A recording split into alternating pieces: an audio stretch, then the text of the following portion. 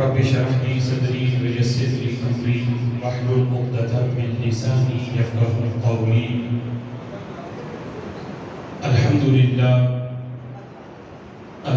لله الذي لا مانع لحكمه ولا ناقض لقضائه، والصلاة والسلام على سيد انبيائه وسند اوليائه وعلى أحبابه المعارضين لأعدائه. أما بعد فأعوذ بالله من الشيطان الرجيم. بسم الله الرحمن الرحيم. قال الله تبارك وتعالى في شان حبيبه مخبرا وآمرا: إن الله وملائكته يصلون على النبي حق يا نبي يا أيها الذين آمنوا صلوا عليه وسلموا تسليما. الصلاة والسلام عليك يا سيدي يا رسول الله وعلى آلك وأصحابك يا سيدي يا حبيب الله. الصلاة والسلام عليك يا سيدي يا نبي الله وعلى آلك وأصحابك يا سيدي يا نور الله. مولاي صل وسلم دائما أبدا على حبيبك خير الخلق كلهم، هو الحبيب الذي ترجى شفاعته لكل حول من الأحوال مقتحم، منزه عن شريك في محاسنه فجوهر الحسن فيه غير منقسم. محمد ذكره روح لأنفسنا، محمد شكره فرد على الأمم، محمد تاج رسل الله كاتبة، محمد صادق الأقبال والكريم. يا رب صل وسلم دائما أبدا على حبيبك خير الخلق كلهم. اللہ وحدہ لا شریک کی حمد و ثنا اور حضور شافع یوم النشور احمد مصطفیٰ جناب محمد مصطفیٰ صلی اللہ تعالی علیہ وبارک وسلم کے دربار ناز میں ہدیہ درود و سلام عرض کرنے کے بعد نہایت ہی معزز محتشم حضرات و سامعین، رب ذوالجلال کے فضل اور توفیق سے جمعۃ المبارک کے اس بابرکت اجتماع میں ہم سب کو شرکت کی سعادت حاصل ہو رہی ہے۔ سبحان اللہ۔ میری دعا ہے رب ذوالجلال ان مقدس لمحات کا صدقہ ہم سب کے گناہوں کو معاف فرمائے، اور رب ذوالجلال ماہ ذی الحج شریف کی عظمتوں کا صدقہ اللہ ہمیں قرآن و سنت کا فہم عطا فرمائے۔ اللہم آمین۔ آج کے جمعۃ المبارک میں میری گفتگو کا موضوع ہے عید غدیر کی شرعی حیثیت۔ واہ۔ چونکہ یہ موضوع موجودہ حالات کے تناظر میں بڑا اہم موضوع ہے۔ یہ عید غدیر کا مرض پہلے صرف روافظ تک محدود تھا، اور اب آہستہ آہستہ یہ وائرس اہل سنت میں بھی منتقل ہونا شروع ہو چکا ہے۔ اس لیے ضروری ہے کہ عید غدیر کا پس منظر اور اس کی حقیقت اور اس عید کو منانے کا حکم بیان کیا جائے، تاکہ عید غدیر کو محض محبت علی رضی اللہ تعالیٰ عنہ سمجھنے والے ان پر واضح ہو کہ محبت علی کے پس پردہ اس عید کے منانے میں کتنا بغض صحابہ بھرا ہوا ہے، اور اس عید کے منانے میں کتنا اہل سنت و جماعت کے عقائد کا رد ہوتا ہے۔ رب ذوالجلال کی بارگاہ میں دعا ہے کہ اللہ ہمیں حق سن کر اس پیغام کو آگے تک پہنچانے کی بھی توفیق عطا فرمائے۔ اللہم آمین۔ حضرات محترم، گزشتہ جمعہ آپ حضرات نے حضرت سیدنا عثمان غنی رضی اللہ تعالی عنہ ان کی عظمت اور شان کے حوالے سے گفتگو سماعت کی۔ 18 ذی الحج کو حضرت عثمان غنی رضی اللہ تعالی عنہ کو شہید کیا گیا۔ آپ کی شہادت رسول اللہ صلی اللہ تعالی علیہ وسلم کی ظاہری حیات میں ہی مشہور تھی۔ میرے آقا علیہ الصلوۃ والسلام نے اپنے متعدد فرامین میں حضرت عثمان غنی رضی اللہ تعالی عنہ کی شہادت کو بیان کیا۔ صحیح بخاری میں رسول اکرم صلی اللہ تعالی علیہ وسلم کا وہ فرمان موجود ہے کہ جب آپ اور آپ کے ساتھ حضرت سیدنا صدیق اکبر رضی اللہ تعالی عنہ، حضرت سیدنا فاروق اعظم رضی اللہ تعالی عنہ اور حضرت سیدنا عثمان غنی رضی اللہ تعالی عنہ احد پہاڑ پر جلوہ گر تھے، تو احد نے خوشی سے جب حرکت کی، جھومنا شروع کیا، تو رسول اکرم صلی اللہ تعالی علیہ وسلم نے اپنے پاؤں مبارک کی ایڑی سے اور ایک روایت میں اپنے عصا سے احد پہاڑ پہ یوں ایڑی لگائی یا عصا لگایا اور فرمایا اسقط احد فإنما علیک نبی و صدیق و شہیدان۔ سبحان اللہ۔ ٹھہر جاؤ، حرکت کیوں کر رہے ہو؟ تیرے اوپر ایک رب کا نبی کھڑا ہے، ایک صدیق کھڑا ہے اور 2 شہید کھڑے ہیں۔ سبحان اللہ۔ حضرت سیدنا فاروق اعظم رضی اللہ تعالی عنہ اور حضرت سیدنا عثمان غنی رضی اللہ تعالی عنہ کی شہادت کی خبر اس حدیث میں بھی آپ نے دی کہ تم پر 2 شہید ہیں، یعنی حضرت فاروق اعظم اور عثمان غنی رضی اللہ تعالی عنہ۔ پھر ایک روایت میں جسے مسند امام احمد میں امام احمد نے اس کو نقل کیا، حضرت ام المؤمنین عائشہ صدیقہ رضی اللہ تعالی عنہ فرماتی ہیں کہ رسول اکرم صلی اللہ تعالی علیہ وسلم نے حضرت عثمان غنی رضی اللہ تعالی عنہ کو بلایا۔ جب آپ حاضر خدمت ہوئے تو رسول اکرم صلی اللہ تعالی علیہ وسلم نے ان سے طویل گفتگو فرمائی، اور پھر آخر میں حضرت عثمان غنی رضی اللہ تعالی عنہ کے کندھے پہ ہاتھ رکھ کے میرے نبی نے 3 مرتبہ یہ فرمایا، یا عثمان ان اللہ عز وجل عسى ان يلبسك قمیصا، قریب ہے کہ رب ذوالجلال تمہیں خلافت کی قمیض پہنائے گا۔ سبحان اللہ۔ خلافت کی قمیض تمہیں پہنائے گا، خلافت کی ذمہ داری تمہیں دی جائے گی۔ فَإِنْ أَرَادَكَ الْمُنَافِقُونَ عَلَى خَلْبِهِ، فرمایا اے عثمان، جب منافق چاہیں کہ تم سے یہ قمیض وہ اتار دیں، خلافت کی قمیض تم سے اتارنا چاہیں، تم سے خلافت چھیننا چاہیں اور مطالبہ کریں کہ تم خلافت سے دستبردار ہو جاؤ، تو میرے آقا فرماتے ہیں فَلَا تَخْلَعْهُ حَتَّى تَلْقَانِي، اے عثمان تم وہ خلافت کی قمیض نہ اتارنا یہاں تک کہ تمہاری ملاقات مجھ سے ہو جائے۔ سبحان اللہ۔ شہید تمہیں کر دیا جائے، خلافت کی قمیض نہیں اتارنی ان کے کہنے پہ، خلافت نہیں چھوڑنی۔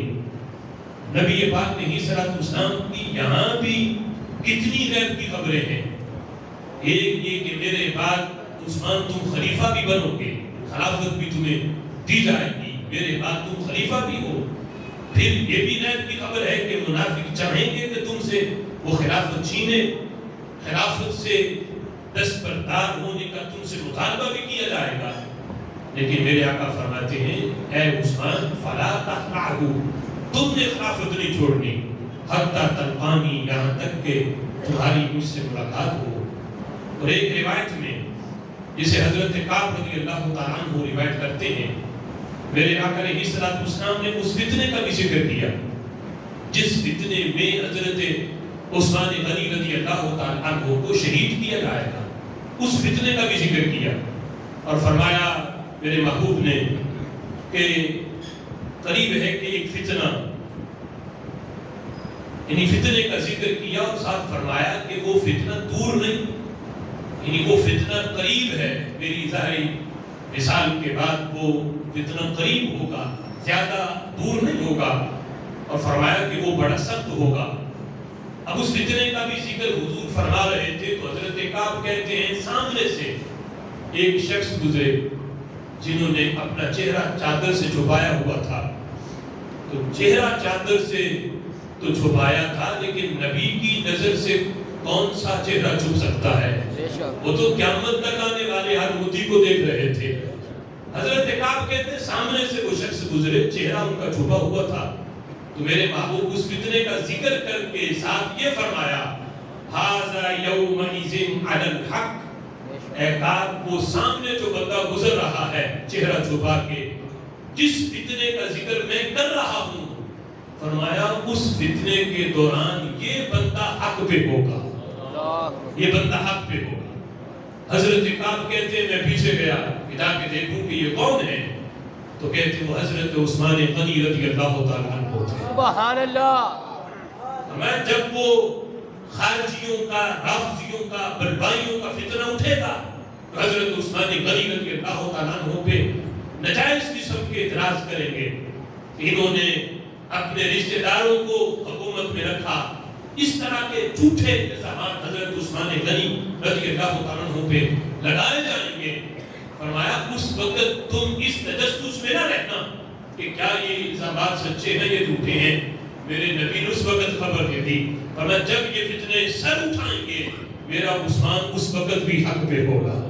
وَھَذَا يَوْمَئِذٍ عَلَى الْحَقِّ، فرمایا یہ جو شخص ہیں یہ اس وقت بھی حق پہ ہوں گے۔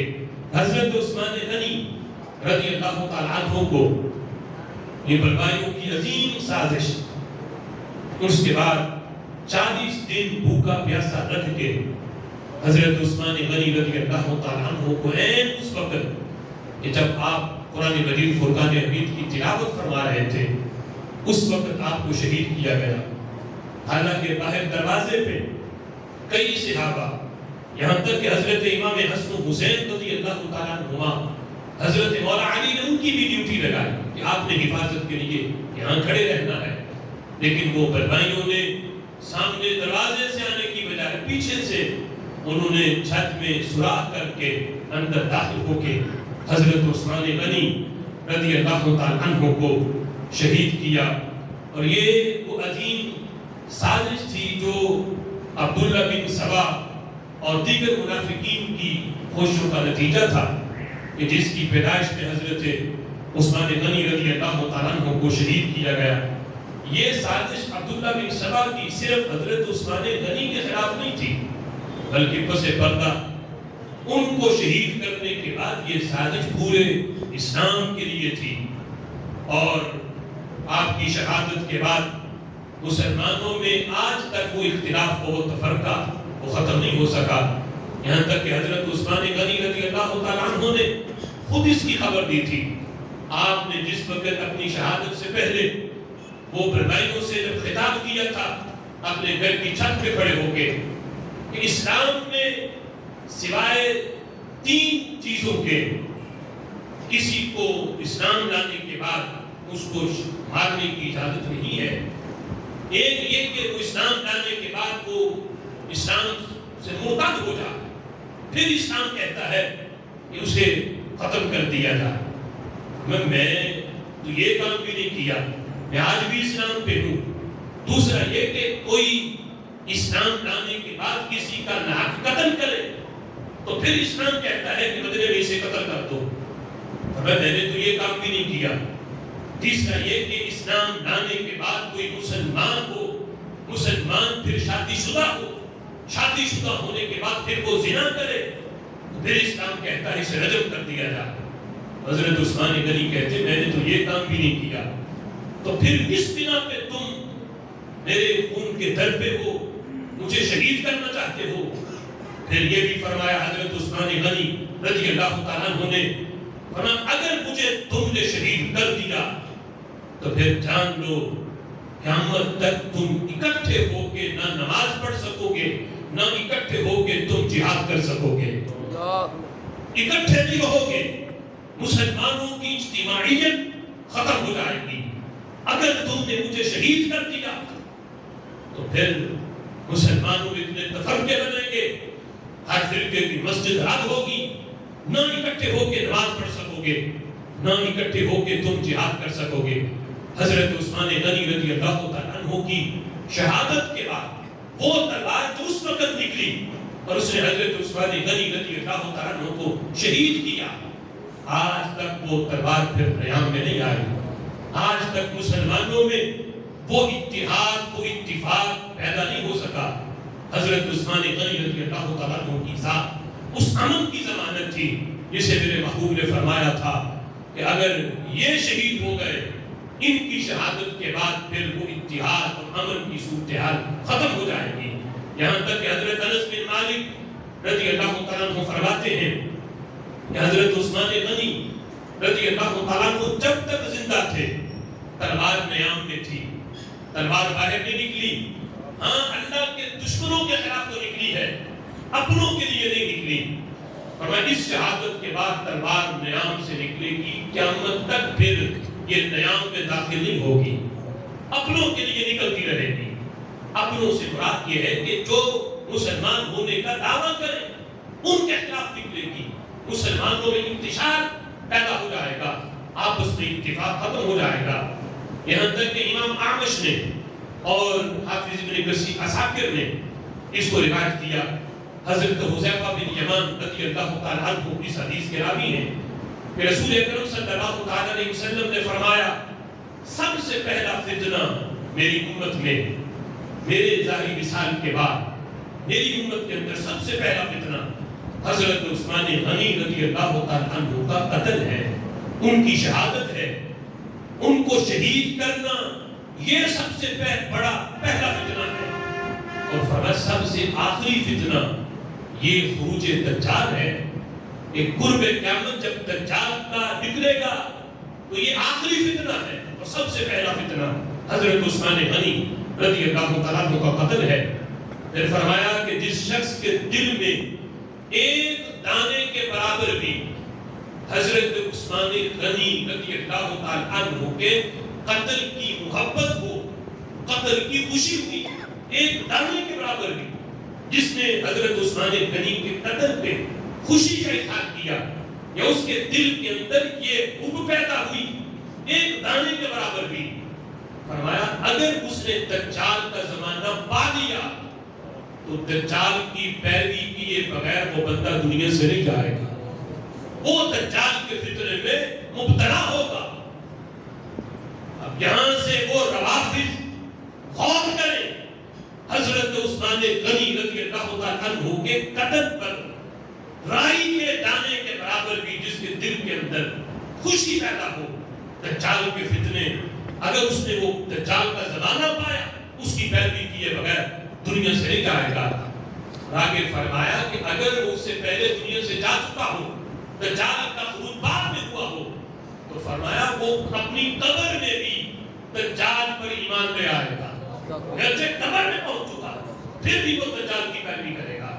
جو میرے عثمان کے قتل پہ ہلکی سی بھی خوشی کا اظہار کرے گا۔ اب اس سے روایت کو سامنے رکھ کے وہ بھولے بھالے سنی کہ جو عین حضرت عثمان غنی رضی اللہ تعالیٰ عنہ کی شہادت والے دن کہ جو کنفرم ہے کہ شہادت 18 ذی الحج کو ہے، اور وہ عید غدیر والا معاملہ کہ جو کنفرم بھی نہیں کہ وہ 18 ذی الحج تھی اس دن، یا اس کے علاوہ کوئی اور معاملہ تھا، وہ غدیر خون پہ جو نبی پاک علیہ السلام نے خطبہ ارشاد فرمایا جس کے پیش نظر آج عید غدیر منائی جاتی ہے، وہ کنفرم بھی نہیں کہ 18 ذی الحج تھی یا کوئی اور تاریخ تھی۔ این شہادت عثمان غنی رضی اللہ تعالیٰ عنہ کے دن، اس دن کو عید کا نام دے کر اور اس کے پسے پردہ وہ لوگ شہادت حضرت عثمان غنی رضی اللہ تعالیٰ عنہ کی خوشی کر رہے ہوں، اور بولے باتیں سننی یہ سمجھ رہے ہوں کہ شاید یہ عید غدیر منانا یہ محبت علی ہے، وہ اس پہ غور کریں۔ ہلکی سی خوشی بھی اگر حضرت عثمان غنی کے قتل کی کسی کے دل میں آ گئی، میرے آقا فرماتے ہیں دجال کی پیروی کیے بغیر وہ دنیا سے نہیں جائے گا۔ اب یہ پس منظر تو ہو سکتا ہے روافض کا یہ ہو کہ جنہوں نے عین حضرت عثمان غنی کی شہادت والے دن اسے عید غدیر کا نام دے کر اس پہ باقاعدہ خوشی کرنے کا اعلان کیا اور اسے عیدوں کی عید قرار دیا، اور ہمارے بولے والے سنی سمجھ رہے ہیں کہ شاید یہ محبت علی ہے کہ ہم حضرت علی رضی اللہ تعالیٰ عنہ کی محبت میں یہ کام کر رہے ہیں۔ اب ہو سکتا ہے کسی کو بھی اس کے پس منظر کا پتہ نہ ہو کہ عید غدیر ہے کیا چیز، اور اس میں کس لحاظ سے محبت علی اس سے واضح ہوتی ہے، تو اس کا پس منظر یہ ہے عید غدیر کا جو روافض کے نزدیک ہے کہ نبی پاک علیہ الصلوۃ والسلام حجۃ الوداع آپ نے جب حج فرمایا، حج سے مکہ شریف سے جب مدینہ شریف کی طرف واپس پلٹے، سفر شروع ہوا، تو یہ غدیر خم کا مقام تھا۔ غدیر کہتے ہیں تالاب کو، خم اس جگہ کا نام تھا۔ تو اس جگہ پہ نبی پاک علیہ الصلوۃ والسلام نے صحابہ سمیت وہاں قیام کیا، اور اس قیام کے دوران نبی پاک علیہ الصلوۃ والسلام نے صحابہ میں اعلان کیا، سارے صحابہ کو جمع کیا گیا، وہاں حضور نے خطبہ ارشاد فرمایا۔ اس خطبہ میں رسول اکرم صلی اللہ تعالی علیہ وسلم نے حضرت مولا علی رضی اللہ تعالی عنہ کا ہاتھ پکڑ کے بلند کر کے فرمایا، من کنت مولاہ فہذا علی مولا، فرمایا جس کا میں مولا ہوں علی بھی اس کا مولا ہے۔ اب یہ روایت متعدد کتابوں میں ہے، نہ ہم اس روایت کے منکر، نہ حضرت مولا علی رضی اللہ تعالیٰ عنہ کی مولا والی شان کے منکر، ہم مانتے ہیں حضرت علی رضی اللہ تعالیٰ عنہ مولا المسلمین ہے، حضرت علی رضی اللہ تعالیٰ عنہ مسلمانوں کے مولا ہیں، اس فضیلت میں کوئی شک نہیں، لیکن ہم مولا کا مطلب وہ نہیں مانتے جو روافض مانتے ہیں۔ ان کے ہاں مولا کا معنی کیا ہے؟ وہ کہتے ہیں کہ اس مقام پر نبی پاک علیہ الصلوۃ والسلام نے حضرت مولا علی رضی اللہ تعالیٰ عنہ کی خلافت بلا فصل کا اعلان کیا، یہ واضح اعلان کیا کہ میرے بعد خلافت کی ذمہ داری اور خلیفہ میرے بعد، حالانکہ یہاں باقی کے لفظ بھی نہیں، یہاں بھی روافض اگر حدیث کے ظاہری معنی کو لیں تو پھر تو مطلب یہ بنتا ہے کہ جس کا میں مولا ہوں علی اس کے، یعنی مولا بمانا اگر خلیفہ لے جو روافض لیتے ہیں علی اس کا خلیفہ ہے، تو پھر تو خلافت فی الفور ثابت ہوگی، رسول اللہ کی ظاہری حیات میں ثابت ہوگی۔ یہاں تو یہ لفظ ہی نہیں ہے باقی کے کہ جس کا میں مولا ہوں میرے بعد علی اس کا خلیفہ ہے، باقی کے تو لفظ ہی نہیں۔ تو یہاں مولا کا معنی روافض نے خلیفہ لیا اور کہتے ہیں کہ یہاں نبی پاک علیہ الصلوۃ والسلام نے حضرت مولا علی رضی اللہ تعالیٰ عنہ کی خلافت بلا فصل بیان کی۔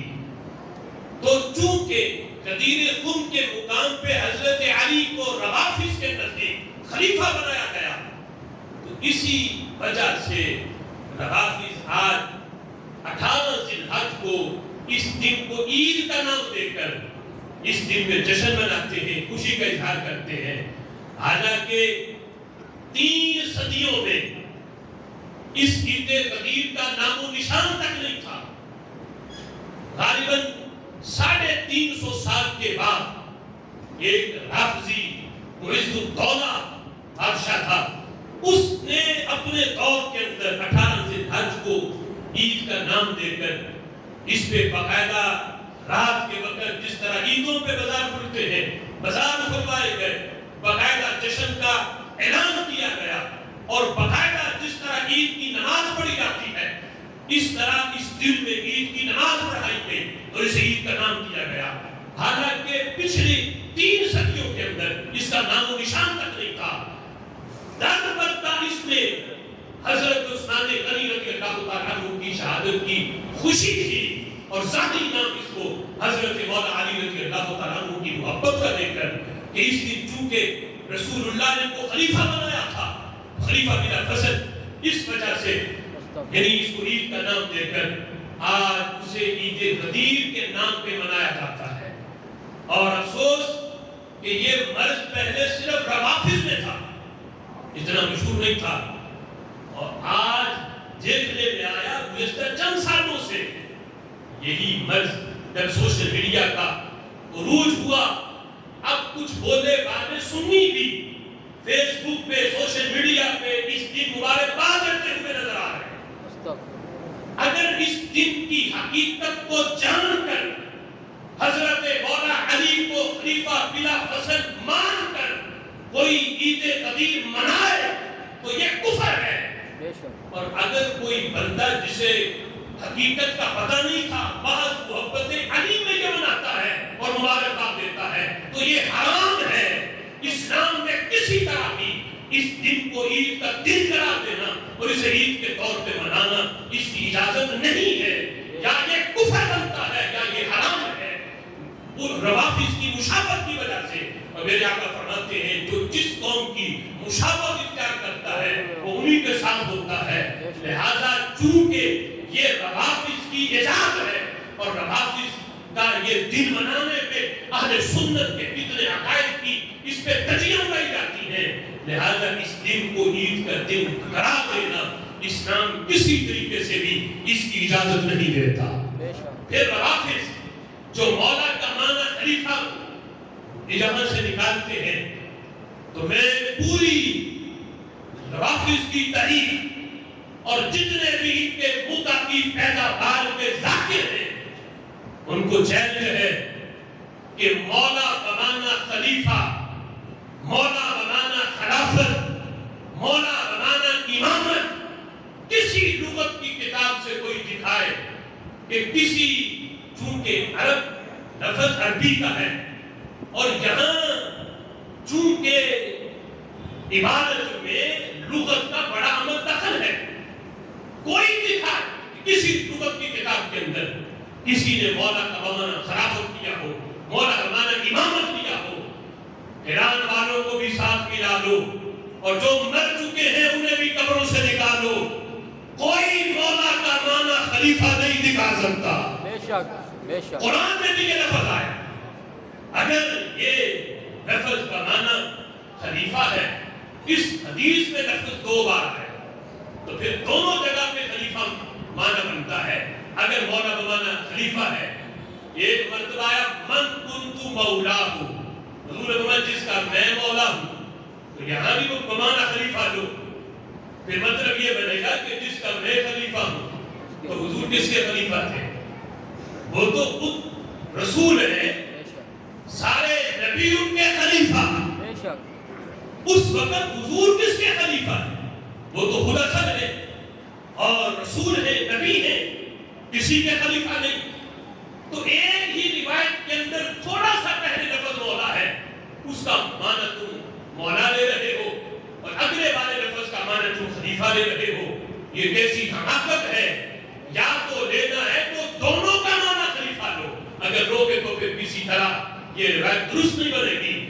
اس لیے حضرت مولا علی کی شان وہی سچی ہے جو اہل سنت مانتے ہیں۔ سبحان اللہ، تکبیر، اللہ رسالت، نعرہ حیدری، شان مصطفیٰ، زندہ باد، شان مصطفیٰ، زندہ باد، خان مصطفیٰ، زندہ باد۔ مولا بمانا مددگار، مولا بمانا ناصر، مولا بمانا دوست، مولا بمانا محب، یہ مانا لوگے پھر حضرت علی رضی اللہ تعالیٰ عنہ کی شانیں سچی ہوں گی، اور پھر یہ شان ہے جو رب ذوالجلال نے حضرت مولا علی رضی اللہ تعالیٰ عنہ کو قیامت تک کے لیے عطا فرمائی۔ سبحان اللہ۔ پھر کیا وجہ تھی کہ رسول اکرم صلی اللہ علیہ وسلم نے یہ خطبہ غدیر خون کے مقام پہ کیوں دیا؟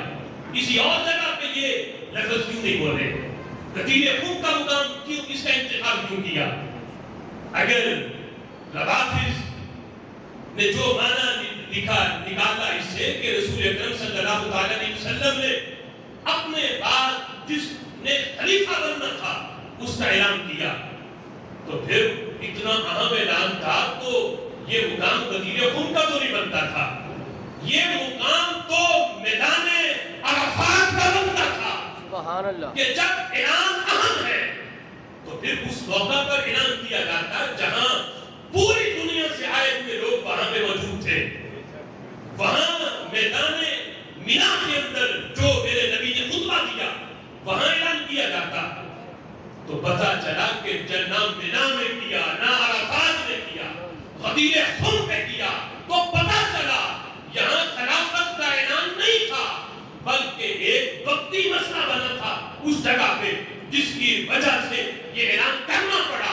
اگر خلافت بیان کرنی ہوتی تو میرے نبی حج کے موقع پہ خطبہ دیتے ہوئے یہ اعلان کرتے، چونکہ وہاں اعلان نہیں کیا اس لیے کہ اعلان بارہا کیا ہوا تھا، لوگوں میں خلیفہ اب یعنی لکھ کے کسی کو نہیں دیا، اس لیے کہ میرے بعد صدیق اکبر کے سوا لوگ کسی پہ راضی نہیں ہوں گے، سبحان نہ میرا اللہ۔ رب مانے گا نہ مومنین مانیں گے، سب کا اتفاق صدیق اکبر پہ ہے، سبحان اللہ۔ لہذا یہ مسئلہ کو ظاہر حیات میں نے حل کر دیا ہے، اب کیا ضرورت ہے اعلان کرنے کی؟ اگر اتنا اہم اعلان تھا تو وہاں پہ کیا جاتا، غدیر خون پہ یہ اعلان ہوا تو پتہ چلا مسئلہ خلافت کا نہیں تھا، مسئلہ کوئی اور تھا جس کی وجہ سے یہاں اعلان ہوا، اور وہ مسئلہ یہ تھا کہ نبی پاک علیہ السلام کو حج کرنے گئے تھے مدینہ منورہ سے، اور حج کے مہینے شروع ہونے سے پہلے رمضان کے مہینے میں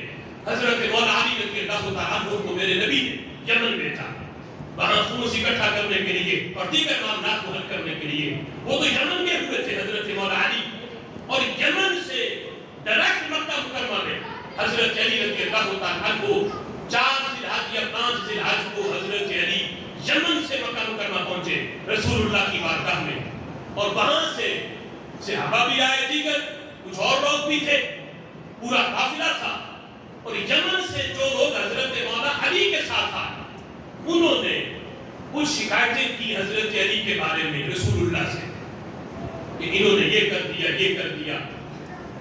نبی پاک علیہ السلام نے اس وقت تو کچھ نہ فرمایا، حج کے موقع پر بھی کچھ نہ فرمایا، کیونکہ یہ سارے لوگوں کا مسئلہ ہی نہیں تھا، یہ مسئلہ صرف یمن والوں کا تھا۔ تو جب واپسی پر غدیر خم کے مقام پہ سارے اکٹھے تھے اور وہاں سے پھر آگے رستے جدا ہونے تھے، جنہوں نے مدینے جانا تھا رسول اللہ کے ساتھ انہوں نے مدینے چلے جانا تھا، اور یمن والوں نے یمن چلے جانا تھا، یہ مقام تھا جہاں رستے جدا ہونے تھے، مسئلہ یمن والوں کا تھا، اختلاف انہیں ہوا حضرت مولا علی سے، تو میرے نبی نے اس موقع پر حضرت علی کا ہاتھ پکڑ کے بلند کر کے فرمایا جس کا میں مولا ہوں علی بھی اس کا مولا ہے، مجھے اپنا مولا مانتا ہے وہ علی کو بھی اپنا مولا مانے، علی سے جس کو شکایت ہے وہ اپنی شکایت اپنے پاس رکھے، جس کا میں مولا ہوں علی بھی اس کا مولا ہے۔ نعرہ تکبیر، نعرہ رسالت، نعرہ حیدری، عظمت و شان مصطفیٰ، عظمت و شان مصطفیٰ، ثنا خان مصطفیٰ۔ مسئلہ یمن والوں کا تھا تو غدیر خون پہ حل کیا گیا، اگر پوری امت کا مسئلہ ہوتا تو پھر حج کے موقع پہ حل ہوتا، اگر مسئلہ خلافت کا چونکہ پوری امت کا تھا، اور پھر غدیر خون پہ تو سارے آئے بھی نہیں تھے، جو ادھر والے تھے وہ تو مکہ سے رستے جدا ہو گئے اپنے علاقوں میں چلے گئے، خلافت مسئلہ پوری امت کا تھا، اور غدیر خون پہ جو مسئلہ حل ہوا وہ صرف یمن والوں کا تھا۔ اگر خلافت بیان کرنی ہوتی تو خطبہ حجت الوداع کا انتخاب ہوتا، وہاں بیان کیا جاتا، وہاں بیان نہیں ہوا تو پتہ چلا مسئلہ خلافت نہیں، مسئلہ یمن والوں کا ہے، جس کو میرے نبی نے حضرت علی کا ہاتھ بلند کر کے یہ لفظ بول کے اس مسئلے کو قیامت تک کے لیے حل کروا دیا۔ سبحان اللہ۔ پھر دیکھیں حضرت مولا علی رضی اللہ تعالیٰ عنہ کے بارے میں یہ کہنا کہ یہاں سے ان کی خلافت مراد ہے، اور آج پس پردہ اس دن کو عید کا نام دے کر عید کے طور پر منانا، اس میں کتنی قباحتیں ہیں۔ عید غدیر آج کو کہے کہ چلو ہم اس نظریے سے نہیں مناتے، ہم صرف محبت علی میں منا رہے ہیں کہ اس دن حضرت علی رضی اللہ تعالیٰ عنہ کی انوکھی شان جو کسی صحابی کو نہیں ملی، اس دن اس کا اعلان ہوا، تو ہم صرف ان کی محبت میں یہ دن مناتے ہیں۔ تو اس کو سوچنا چاہیے، عید غدیر وہ منائے جو حضرت صدیق اکبر رضی اللہ تعالیٰ عنہ کے خلیفہ بلا فصل ہونے کا منکر ہو، وہ منائے۔ اس لیے کہ عید غدیر منانے کی پہلی شرط یہ ہے کہ حضرت صدیق اکبر رضی اللہ تعالیٰ عنہ کے خلیفہ بلا فصل ہونے کا منکر ہو۔ دوسری شرط یہ ہے عید غدیر منانے کی جو حضرت فاروق اعظم رضی اللہ تعالیٰ عنہ کے خلیفہ ثانی، خلیفہ دوم ہونے کا منکر ہو۔ اور تیسری شرط یہ ہے عید غدیر منانے کی وہ منائے جو حضرت عثمان غنی رضی اللہ تعالیٰ عنہ کے خلیفہ سوم ہونے کا منکر ہو۔ اور چوتھی شرط یہ ہے وہ منائے جو حضرت مولا علی کے خلیفہ چہارم ہونے کا منکر ہو۔ کہ عید غدیر مناتا ہی وہ ہے جو حضرت مولا علی کو خلیفہ بلا فصل مانتا ہے، پہلا خلیفہ مانتا ہے۔ کتنے عقائد کی دھجیاں اس دن کو عید قرار دے کے اس عقیدے کی دھجیاں اڑائی جاتی ہیں۔ ہم اہل سنت و جماعت، ہم حضرت مولا علی کو مولا مانتے ہیں اور حضرت مولا علی کو مولا مان کے سنت فروغی ادا کرتے ہیں۔ سبحان اللہ۔ اس حدیث کو سن کر سب سے پہلے جس ہستی نے حضرت علی کو مولا کہا تھا وہ حضرت فاروق اعظم رضی اللہ تعالیٰ عنہ تھے۔ سبحان اللہ۔ حضرت علی ہمارے مولا ہیں، بے شک بے شک، لیکن مولا بمانا مددگار ہے، بے شک، مولا بمانا محب ہے، مولا بمانا معید ہے، مولا بمانا ناصر ہے، مولا بمانا خلیفہ ہرگز حضرت مولا علی رضی اللہ تعالیٰ عنہ نہیں ہے۔ اور ہرگز کوئی بندہ اسے محبت علی نہ سمجھے۔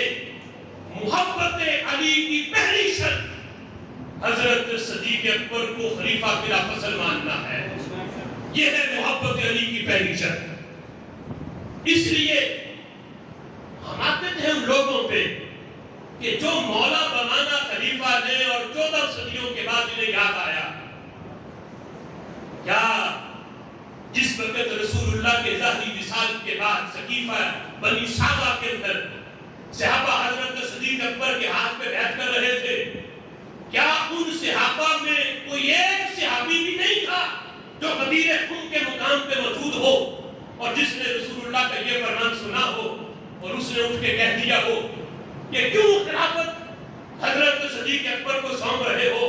یہ تو مسئلہ حضور نے حل فرما دیا ہے غدیر خون کے مقام پہ۔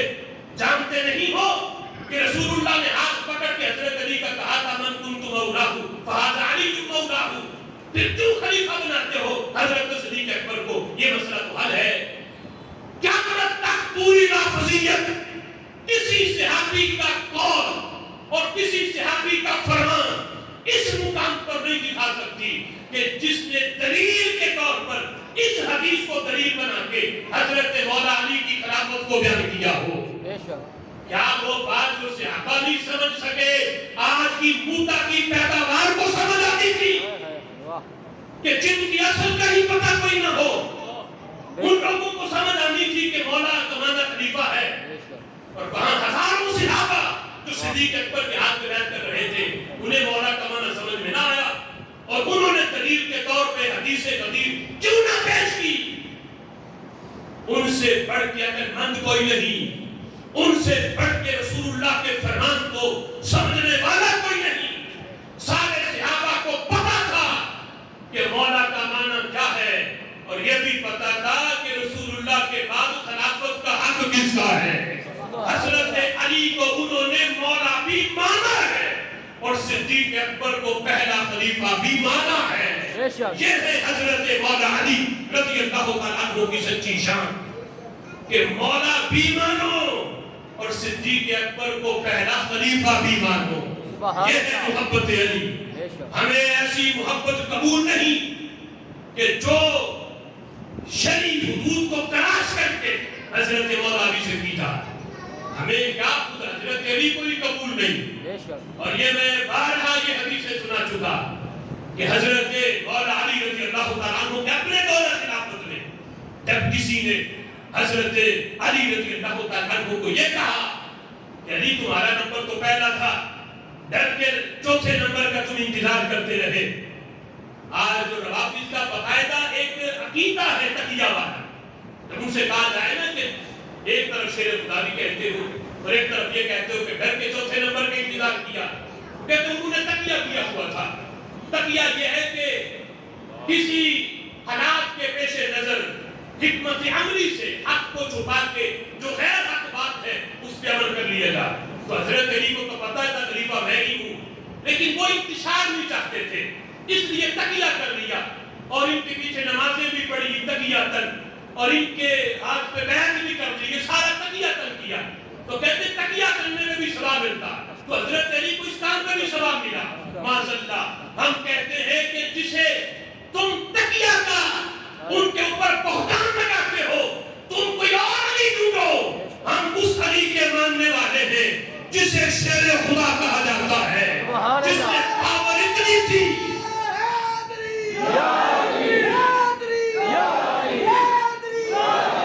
جب کوفہ میں تانا دیا گیا تو کہا جی ڈر کے چوتھے نمبر کا انتظار کیا. حضرت علی نے کہا میں نے ڈر کے انتظار نہیں کیا، پاور اتنی تھی حق میرا ہوتا. غدیر خون اگر میری خلافت بیان کی ہوتی اور مجھے کچھ لکھ کے دیا ہوتا رسول اللہ نے، خدا کی قسم نہ میرے بارے میں حضور نے پہلے نمبر کی خلافت بیان کی ہے نہ کچھ لکھ کے دیا ہے.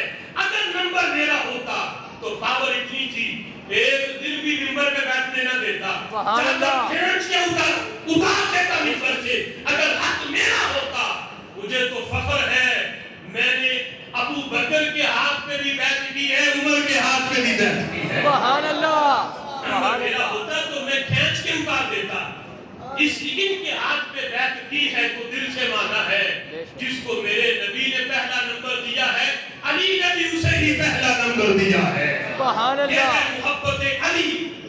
عید غدیر منانے والوں کی شرط پہلی یہ ہے کہ صدیق اکبر کو پہلا نمبر نہ دیا جائے، اور محبت علی کی پہلی شرط یہ ہے کہ صدیق اکبر کو پہلا نمبر دیا جائے. سبحان اللہ. کا شکر ہے اللہ نے ہمیں محبت صدیق بھی عطا کی ہے، محبت علی بھی عطا فرمائی.